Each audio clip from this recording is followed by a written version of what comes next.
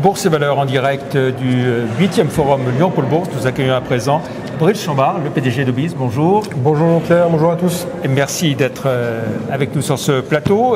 L'activité donc d'Obise sur le premier semestre, on le rappelle, 57 800 000 euros de chiffre d'affaires, une progression de 11%. C'est ça, une progression de l'activité de 11%. Donc, conforme, on va dire, à la trajectoire qu'on connaît depuis 15 ans, c'est-à-dire une croissance très soutenue au niveau du chiffre d'affaires, avec une nouvelle dynamique qui s'instaure pour le groupe, puisqu'on est vraiment focalisé sur notre plan Equinox 2027 avec 7 millions d'EBITDA en horizon septembre 2027, puisque je rappelle qu'on est sur un exercice décalé. Avant, on était au 31/12, maintenant on est au 30 septembre. On va y revenir, oui. Et là, focalisé sur la rentabilité, donc avec notamment des fusions opérationnelles entre Obise et SLD, qui est une entreprise qu'on a rachetée en 2023, pour aussi donner cette dynamique de travailler encore plus en profondeur sur les synergies, travailler sur l'optimisation des process à tous les niveaux, plan d'économie pour atteindre notre plan, donc 7 millions d'EBITDA en 2027. Alors on rappelle bien sûr Obise, plateforme de marketing relationnel et programme affinitaire, qui est la première good tech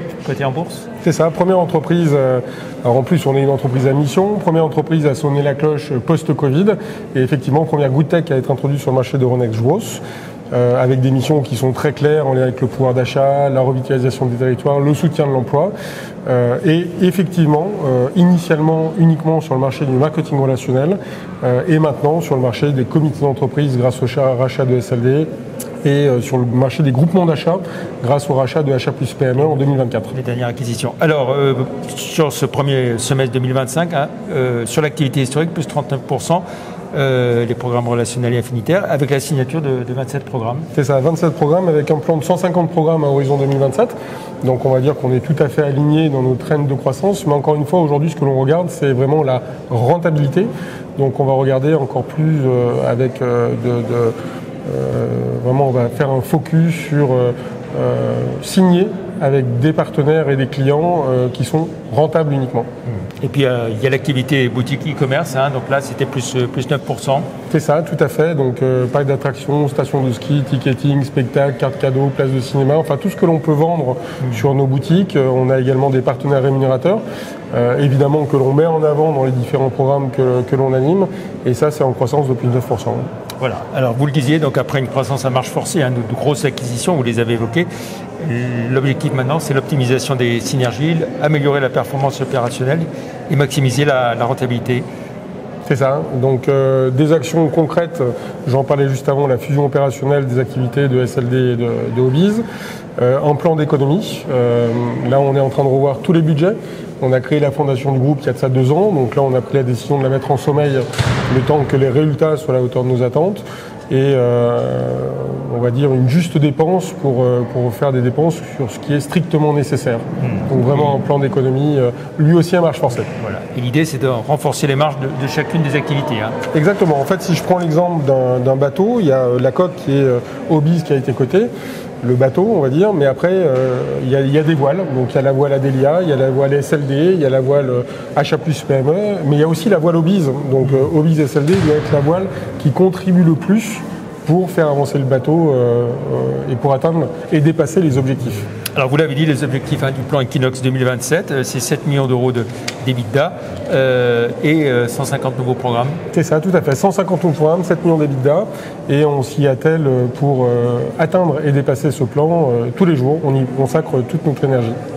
Alors, la modification des dates de l'exercice, donc ça va commencer là au 1er octobre, donc du 1er octobre au 30 septembre 2026. Ça veut dire que là, on aura un exercice de 9 mois seulement sur 2025. 9 mois seulement sur 2025, 12 mois à partir de 2026. Donc évidemment... Pourquoi ce changement alors ? Alors notamment pour une lecture bilancielle, c'est-à-dire qu'au 30 septembre, on a peu de stock et beaucoup de cash, alors qu'au 30 décembre, au 31 décembre, on a beaucoup de stock et peu de cash. Donc d'un point de vue lecture bilancielle, c'est préférable d'avoir une photo qui soit la plus juste possible. SLD était sur un exercice au 30 septembre. Lorsqu'on a racheté SLD, on s'est posé la question. C'était un peu trop court puisqu'on l'a racheté au mois de juillet. Donc le faire un an plus tard, c'est pour nous tout à fait normal. Et vraiment, le chiffre qu'il faudra regarder, c'est 30 septembre 2026 qui, lui, donnera la dynamique par rapport au 30 septembre 2027 avec le plan Equinox dont on parlait tout à l'heure. Très bien. Ce forum Paul Bourse, dont vous êtes un fidèle, ça vous a permis de rencontrer des investisseurs satisfaits de la journée? Alors, extrêmement satisfaits de la journée. Il y a des investisseurs qu'on n'avait pas vus sur les précédentes éditions qui sont venus de Paris spécialement et qui ressortent plutôt contents d'avoir vu des pépites de la région.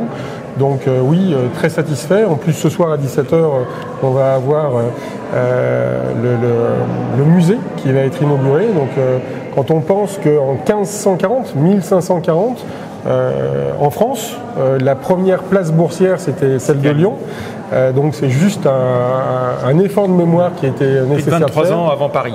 23 ans avant Paris, donc c'est vrai qu'on peut être fier de ça. On est dans un lieu qui est prestigieux, vraiment au cœur de la cité. La bourse est un formidable outil pour les entrepreneurs qui ont de l'ambition et qui veulent avoir des solutions pour financer leur croissance. Donc ce soir 17h, l'inauguration du musée. Au passage, merci Martine Collonges d'avoir apporté quelques pépites qu'elle avait conservées dans son garage. Et puis après, vivement la prochaine édition pour encore rencontrer de nouveaux investisseurs. Et j'espère qu'on aura de nouveaux émetteurs sur la place. Il ne manque plus qu'à avoir de nouvelles entreprises cotées en bourse. Parce que c'est vrai qu'on a vu partir quand même de beaux fleurons qui ont quitté la bourse, Visiactive, Esker. C'est vrai. Sans parler de ceux qui ont déposé le bilan. Mais... C'est vrai. Ce soir, on est au Link, Lyon International Club avec Alexis Janin, où on va parler notamment du manifeste pour que d'autres fonds, à l'instar de CDC Croissance, qui a mis quand même 600 millions d'euros sur la table et qui s'est engagé à regarder tous les dossiers d'introduction en bourse et qui s'est engagé à regarder tous les dossiers d'augmentation de capital. J'espère que ça va aussi être un moyen de faire venir d'autres investisseurs. Récemment, il y a Philippe Rivière d'ACI qui a annoncé sa volonté d'être sur le marché boursier, donc je lui souhaite évidemment tous mes voeux de succès dans cette formidable aventure. Voilà, il dit que ce sera peut-être plutôt début 2026 pour ACI. L'important c'est que ça se fasse, parce que c'est vrai que c'est pas forcément évident, mais en tout cas c'est vraiment une très belle expérience. Très bien, merci beaucoup Brice Chambard, PDG d'Obiz et président du club des sociétés cotées au sein de Paul Bourse, dont vous êtes le vice-président, d'être venu ici sur ce plateau. Merci, au revoir.